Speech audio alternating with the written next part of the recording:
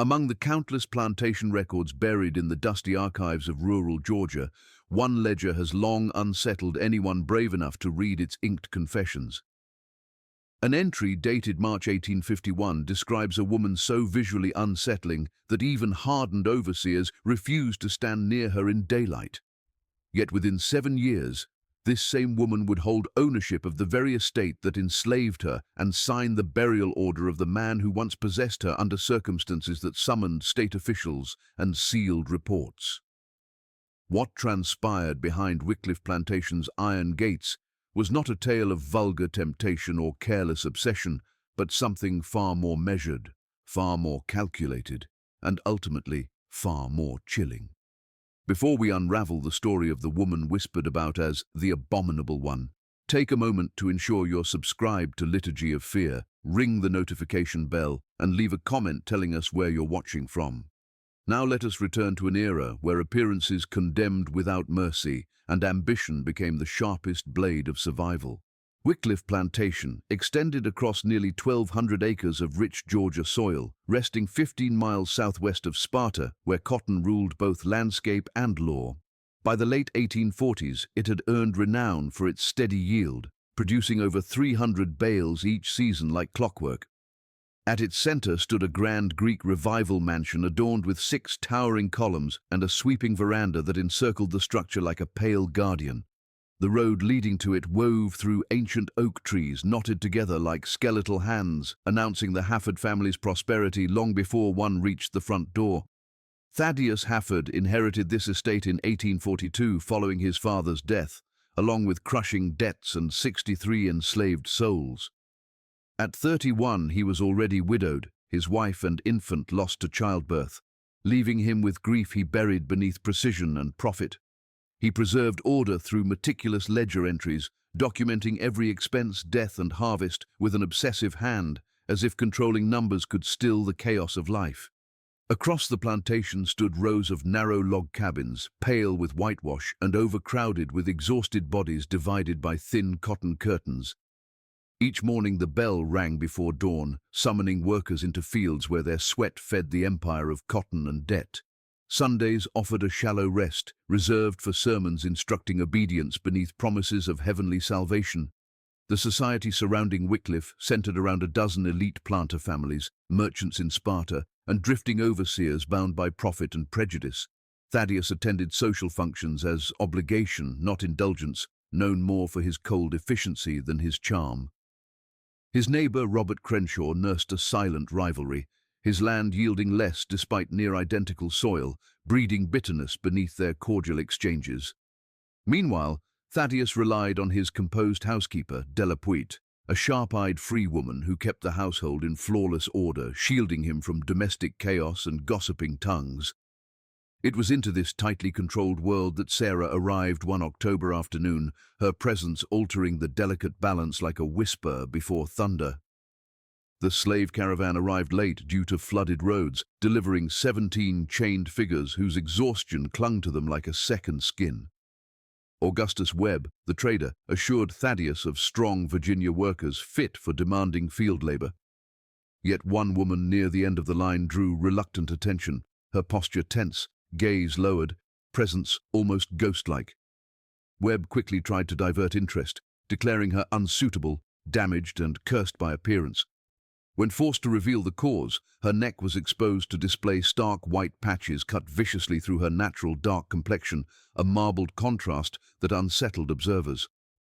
A murmur of disgust rippled through the men as if witnessing something forbidden. She was named Sarah, possessed of unnatural literacy and unsettling intelligence according to the trader, yet deemed barely valuable enough to sell. Thaddeus, recalling obscure medical texts, recognized the condition as vitiligo, a harmless disorder mistaken for contagion by fearful men. He purchased her along with 3 men for a mere $30 more, a decision recorded in his ledger with detached uncertainty. And so, beneath the same roof as the man who owned her, Sarah's story began. That night, as Thaddeus catalogued new acquisitions by lamplight, his pen lingered over the final entry. Female, approximately 23, literate, bearing unusual skin markings, disturbing in appearance but not hindering function. assigned to kitchen duties, value undetermined. He could not foresee how those few lines would echo through time, disrupting generations and igniting scandal, law, and legend. Nor could he imagine that this damaged woman would reshape not only his estate, but the very moral ground beneath it. For now she remained another inventory line, another nameless existence expected to fade into labor. Yet the quiet tension within her stance hinted at something no ledger could calculate. The storm did not announce itself, but its first winds had already arrived. Sarah's first days at Wycliffe passed beneath a silence so thick it felt like a second skin, the kind that presses in close and refuses to let air move freely. Della Puit, ever observant and precise, assigned her tasks that kept her far from the grand house and further still from Thaddeus Hafford's routine gaze. She worked in the kitchen structure, a separate low building behind the mansion, where meals were prepared by women who avoided her as if proximity might birth disaster. When they refused to share quarters with her, Della carved out a narrow storeroom for Sarah alone, no more than a confined cell with a straw mat and a wooden crate. Sarah accepted it without protest, eyes calm, expression unreadable, absorbing humiliation as though it were simply another known language. Yet beneath that composed silence, Della noticed an unsettling intelligence moving like a quiet current. A ledger left on a table did not go unread, spices were reorganized with strange logic, and numbers that bewildered others bent willingly to her will. Something lived within Sarah that did not match the weight of her shackles. It began with whispers and sideward glances, but soon Sarah's efficiency became impossible to ignore. Della discovered that Sarah didn't merely read, she devoured language with a deliberate sharpness that betrayed practice, not accident. When asked how she had learned so much, Sarah replied only that she listened when others were taught, her voice as level as still water hiding depth. Her arithmetic, though, was undeniable, faster and more accurate than anything Della had managed before. When the household accounts showed reduced expenses without loss of quality, Thaddeus was summoned to witness her work. He reviewed her ledgers beneath lamplight, the patterns clean, the figures flawless. For the first time he examined not just her numbers but her presence, the peculiar grace in how she stood, the contrast on her skin, the guarded resolve in her eyes. What he saw unsettled him, not with disgust, but with intrigue that felt both forbidden and invigorating. Soon, Sarah's afternoons were no longer confined to the kitchen's shadow. Thaddeus summoned her into his study, where shelves heavy with books observed their quiet exchange like silent judges. She assisted in correspondence, refined financial method, and proposed adjustments that improved efficiency beyond his father's systems. The hours lengthened, and their conversations grew from strictly transactional to thoughtful debates on economics, philosophy, and fate. For the first time since Catherine's death, Thaddeus felt his mind sharpened by another's presence, rather than dulled by solitude. She spoke little of herself, yet every response suggested a mind painfully restrained for too long. And while society whispered impropriety, it could not witness the strange equilibrium forming between master and servant. It was not romance yet, but a recognition, a seeing of intellect, where only obedience was expected. The shift came on a stifling evening when Thaddeus, irritated by another letter from his sister pressuring marriage, voiced aloud his bitterness towards societal expectation. Sarah dared to question what he believed instead of dutiful silence, and her boldness hung dangerous in the air. They spoke of choice, of freedom, of the crushing architecture of custom, and the crushing cost of rebellion. In her voice lay quiet warning and undeniable truth, the kind that does not soothe, but fractures illusion. She reminded him that daring to change meant risking destruction for them both, a reality sharper than fear. Still, beneath his rational caution stirred something reckless, alive, and impossible to silence. Their distance narrowed in words, not touch, yet the tremor between them felt like the birth of thunder. Something irreversible had been named. Then the drought came, scorching the land and stripping laborers of breath and hope. Crops withered, and Thaddeus, driven by strain, faltered beneath fever and fatigue. Sarah stepped into crisis with focused resolve, orchestrating care, documenting illness, and defying instinctive fear.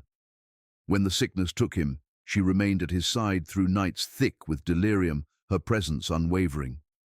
He awoke to her careful eyes and the scent of herbs, the memory of her voice anchored in his blurred awareness. Gratitude lingered in strange silence, and when she finally spoke of needing to discuss something, dread curled into the air. It was then, beneath quiet gravity, that the storm truly prepared to break. Her words carried no tremor when she revealed the truth of conception, only devastating clarity. The room stilled as impossible reality claimed shape. Sarah explained the fevered night, his confusion, his whispered name mistaken for another, and her own terrible truth that she had not resisted. There was no deception, only a mutual unraveling of restraint bound to consequence. As laws echoed through Thaddeus's mind, and the image of a child born enslaved twisted his conscience, she presented a treacherous solution: marriage.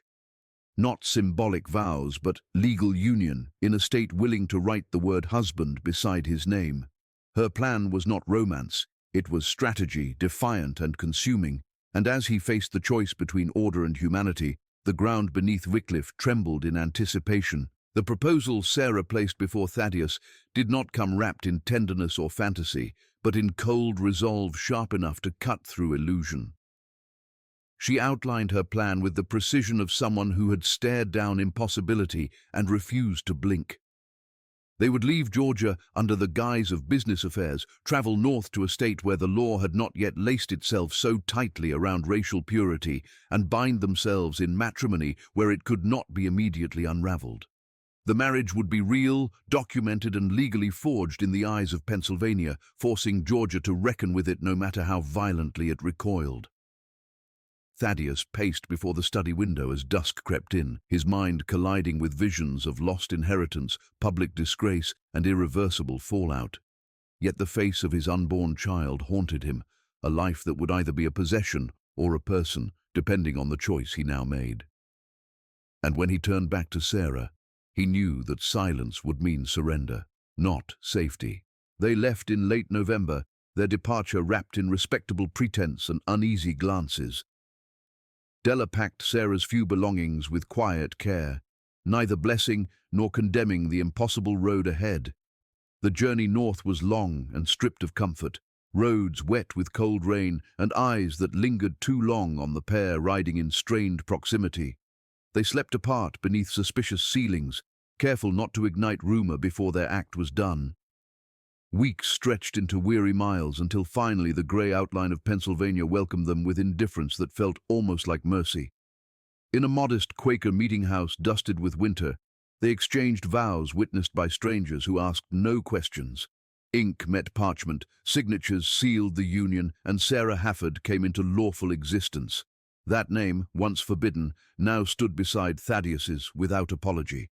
They returned to Georgia, not as owner and servant, but as husband and wife, a reality sharp enough to wound everyone who dared look too closely. Whispers outpaced their wheels, and rumors clung to the air, thick as storm clouds. Upon arrival, James Hawthorne met them with news already steeped in resentment and threat. Robert Crenshaw had filed suit, seeking seizure of the estate for moral depravity and unfitness to rule land. Thaddeus listened without flinching, though fire curled behind his eyes. There were vandalized fences, poisoned grain, and hands beaten for loyalty, each act a message whispered through violence. Sarah stood still beside him, her expression unreadable, yet heavy with knowledge that this was only the beginning. The scrutiny sharpened like winter's edge. A state-appointed physician examined Sarah for hours as if her very skin were a crime scene, muttering about unnatural pigments and moral affliction. Though he could not deny the harmless nature of her condition, his report shimmered with disgust, thinly veiled as scientific concern. The pregnancy, now impossible to hide, stirred cruel gossip that sharpened each stare. Louisa Crenshaw turned her back with performative grace, while other wives mimicked her distance like a cruel dance. Yet, amid the venom, unexpected figures rose with quiet defiance in Sarah's defense. Della spoke bluntly of Sarah's brilliance, and field workers softened their silence with fierce productivity. Most startling was Margaret's arrival, unannounced and unflinching. Margaret entered the Hafford home with cool eyes and a voice sharpened by disbelief. She demanded truth, honesty, and reason, refusing to cloak her concern in pleasantry. When Sarah spoke, her clarity dismantled Margaret's outrage into reluctant contemplation. It was not love that Sarah emphasized, but conviction, humanity, moral awakening. Margaret saw not manipulation, but courage, and perhaps something terrifyingly rare. She offered aid and refuge in Philadelphia, a lifeline toward easier ground. Yet Sarah refused retreat, choosing resistance where flight seemed safer. It was not pride, but principle, and Thaddeus felt both inspired and undone by it. As the court date approached, Thaddeus prepared to plead not only law, but dignity. Sarah agreed to speak publicly, knowing the exposure could scar beyond repair. A forum was announced, drawing crowds heavy with judgment and restrained outrage. On the courthouse floor, she stood beneath piercing eyes and spoke without coercion. Her words peeled away superstition, revealing the skeleton beneath societal fear. She did not beg for acceptance, only recognition of her shared humanity. Applause erupted not in unity, but in fragile rebellion. And when Crenshaw rose to denounce them, the room fractured into voices too loud to silence. The formal hearing that followed felt dull in comparison, its weight carried by cold legal code and whispered bias. Judge Matthews ruled cautiously, unwilling to endorse, yet unable to deny the law's demand. Their marriage stood recognized, though stained by layered moral disclaimers. Victory tasted hollow, edged with warning and threat. Wycliffe remained their home, but no longer their sanctuary. Acceptance had been denied, yet survival was permitted. And as Sarah pressed her hand atop her growing belly, the fragile promise of tomorrow pulsed beneath the quiet dread. The boy arrived in the early hours of a humid July morning, his first cry cutting through the silence like a frail declaration of defiance against a world already prepared to reject him. The midwife from Sparta, reluctantly summoned when no local women would step forward, laid the newborn against Sarah's trembling arms while the heat of exhaustion clung to her skin like mist. He was small, fierce, and unmistakably alive, his skin pale enough to incite relief wrapped bitterly in unspoken guilt, as if fate itself had chosen camouflage for his survival. They named him Thomas, honoring bloodlines even as they severed themselves from the values those bloodlines upheld. Margaret arrived soon after and held the child with calculated tenderness, noting his resemblance to his father and the quiet mercy of his coloring. In that moment, Sarah watched her son breathe and knew no court ruling could ever undo the miracle of his existence. Life at Wycliffe resumed under a tension that never fully relaxed, a quiet siege where peace was always conditional. Sarah recovered slowly while overseeing records from her bed, her mind refusing stillness even when her body demanded it. Thaddeus moved between cradle and cotton fields with new gravity, every decision touched by the fragile presence now shaping his future. The staff, unsure how to define their place within this altered hierarchy, treaded a nervous balance between loyalty and hesitation. Yet the plantation did not collapse as predicted, nor did rebellion dissolve it into chaos. Instead, something unspoken began to form, a subtle reshaping of roles and reverence. What had once been relentless structure slowly bent toward negotiation. The breaking point came not with words, but with violence. Daniel Tucker, embittered and suffocating under the new order, struck a field hand in open defiance and raised a weapon toward men who dared question him. When Thaddeus arrived, Sarah at his side, the sun froze around the barrel of that pistol as consent trembled on the verge of murder. Tucker's venom carved the air with every accusation, declaring Sarah's humanity a poison and Thaddeus's defiance the rot of civilization. But when the weapon lowered and dismissals were issued, the illusion of dominance faltered. Tucker left not as a victor, but as reminder that cruelty does not die quietly. And in his absence, the chains of command loosened further. From that day forward, Wycliffe became something rare and deeply unsettling to the world around it. Work that once demanded submission now required communication. Agricultural rhythms adjusted to shared planning rather than blind obedience. Wages were introduced, modest yet revolutionary, granting humanity where only obedience lived before. Some saved enough to purchase freedom, Others chose dignity over escape, but all breathed differently.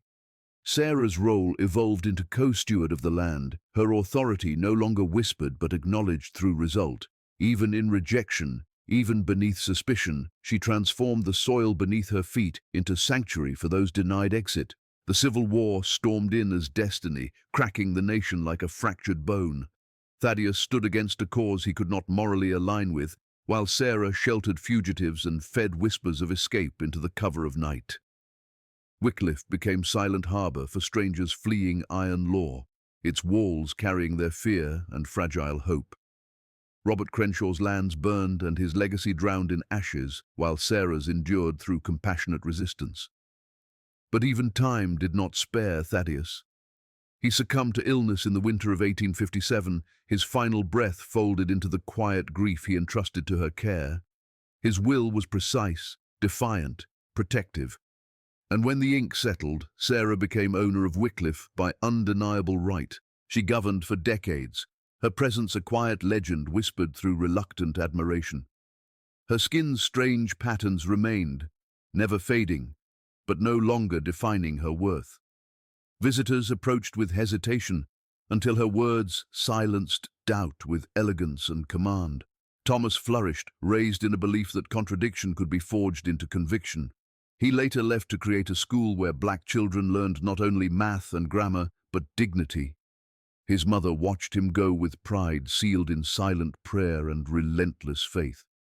And when she passed at 75, surrounded by descendants who knew her not as a terrorized girl, but as a woman who dared redefine possession into power, the world paused in memory. In time, the story of Wycliffe became a question instead of a caution. A tale not of monstrosity, but of resistance, not of submission, but identity. Sarah's life existed as proof that even within systems designed to erase humanity, a single will could carve space for truth. History bent where she walked, and silence broke where she spoke. Her legacy transcended fear, teaching that what we call abominable is often merely misunderstood resilience. And perhaps the true horror was never her marked skin at all, but the world that demanded she apologize for surviving.